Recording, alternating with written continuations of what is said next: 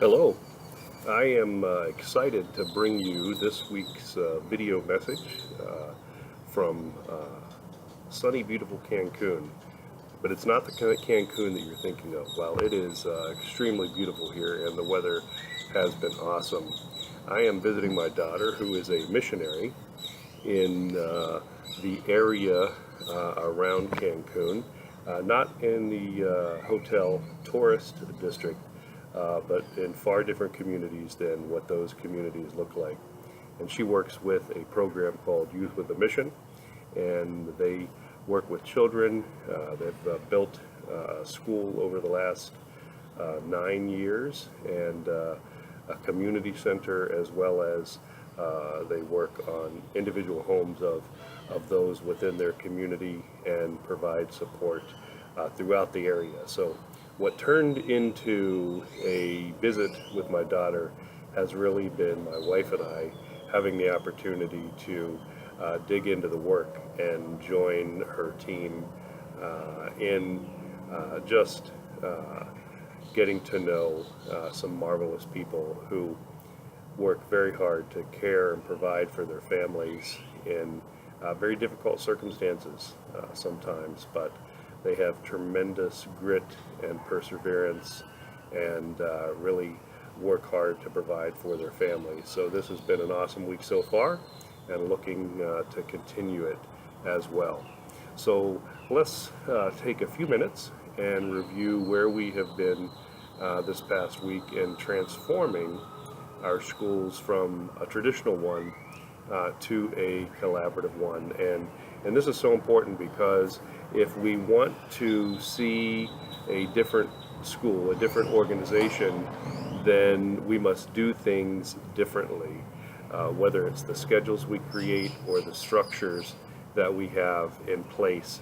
And I loved how Victor highlighted Eaker's message in that we created these structures so we can change them. It is up to us. There's nothing that says that school needs to happen in the way that it has happened since the 1920s.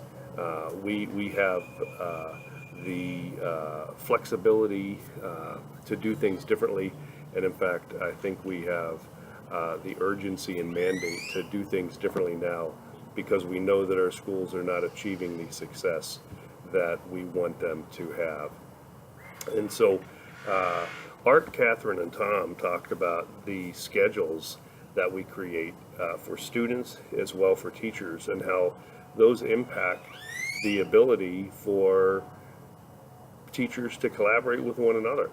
And so as the builders of those master schedules, we have to take those into account to make sure that the schedules that are in place actually permit collaboration. And Elizabeth, Candace, Joy, Lauren, Binta, and Jonelle all talked about the importance of teams and team leadership. And that is absolutely true. If we're going to have collaboration, then the principal must develop teams very strategically and thoughtfully in order to accomplish the work that they wish to accomplish. But developing the teams is only the first step. Probably as important as having the teams themselves, is equipping the leaders, the teacher leaders, to lead those teams, to impact and influence the work that those teams do so that the desired results happen. And so that is just absolutely important. You guys nailed something that is so important. Art also talked about our evaluation systems, and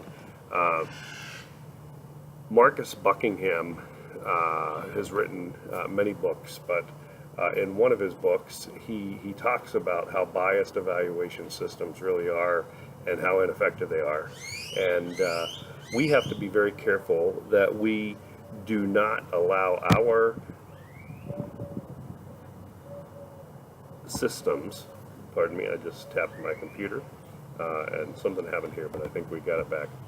We can't allow our evaluation systems to create this limited vulnerability and obstacle with creating transparency and really looking deeply at what needs to be fixed and what do we need to do differently. And if we have created evaluation systems which do not allow others, our teachers, to be vulnerable and actually identify problem areas and gaps in knowledge and performance, then we will never achieve a collaborative environment.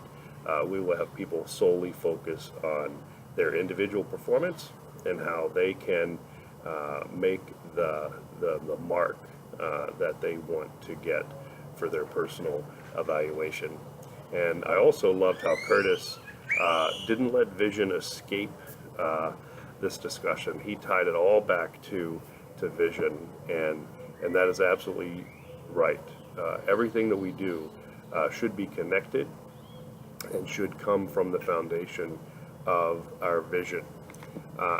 John also talked about just the leadership skills and capacities that are required in order for collaborative schools to happen. And I just thought of some opposing thoughts and principles related to collaborative leadership versus traditional leadership. It's the difference between managing and leading. Managing is focused on tasks, and leading is focused on influence through relationships. Also, traditional schools were much more focused on the product, the test score, what was the final outcome, while collaborative schools are focused on the process. How do we get there? How do we make sure that we are achieving the real results that we want? Because we all know that we can manipulate our statistics to show something that may not be present. We can show tremendous growth in numbers when actually very little is happening differently within the school. And also, I thought about the difference between collaborative schools focus on both the teacher and the student's behaviors, not one or the other. And in traditional schools, they tend to focus on either just student performance and what are the students doing in the classrooms and what are the students achieving, but not necessarily focusing on what the teacher's doing that's impacting the outcomes from the students.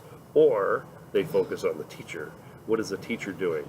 And so when there are classroom observations that occur, the focus becomes on what are the actions and behaviors of the teachers, opposed to, okay, the teacher's doing this, what's happening in the seats at the desks with the students. And so in collaborative environments and collaborative schools, there's a focus on both. So this week, we are going to continue our deep dive into the role of the principal and how the principal can impact the environments that are created in our schools. We're going to talk about assessment, and assessment is very important. Without assessment, we never know that we're achieving what we say we want to achieve.